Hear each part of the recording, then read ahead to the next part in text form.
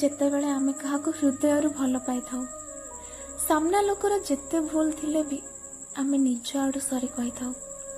କାହିଁକି ନା ଆମକୁ ଡର ଲାଗେ କାଳେ ଆମ ସମ୍ପର୍କଟା ଭାଙ୍ଗିଯିବନି ତ। ହେଲେ ସେଇ ଲୋକକୁ କିଛି ବି ଫରକ ପଡ଼େନି। ହେଲେ ଏବେ ମୁଁ ବୁଝିଛି ଏତିକି ଯେ ଯଦି ଆମେ କାହାକୁ ସତରେ ଭଲ ପାଉଛନ୍ତି ତାହେଲେ ସେଇ ଲୋକର ଖୁସି ଚାହିଁବା। ସେ ଆମକୁ ଭଲ ନ ପାଉ, ସେ ଆମ ଭଲ ପାଇବାକୁ ବୁଝିଲାନି ତ ଠିକ୍ ଅଛି, ମନ ଦୁଃଖ କରନି, କାହା ପାଇଁ ଲୁହ ଗଡ଼ାଅନି। ଆମେ କାନ୍ଦୁଛନ୍ତି କ'ଣ ପାଇଁ ଏଇଟା କେବେ ଭାବିଛନ୍ତି? ଆମେ ଭାବୁଛୁ ଯେ ଯେଉଁ ଲୋକକୁ ଆମେ ଭଲ ପାଉଛୁ ତା ପାଇଁ ଆମେ କାନ୍ଦୁଛୁ।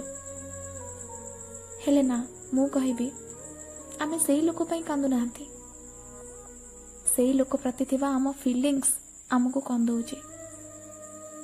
ନିଜ ଫିଲିଙ୍ଗସ୍କୁ କଣ୍ଟ୍ରୋଲ କର, ଦେଖିବ କାହା ପାଇଁ ଆଉ ଲୁହ ଗଡ଼ିବନି।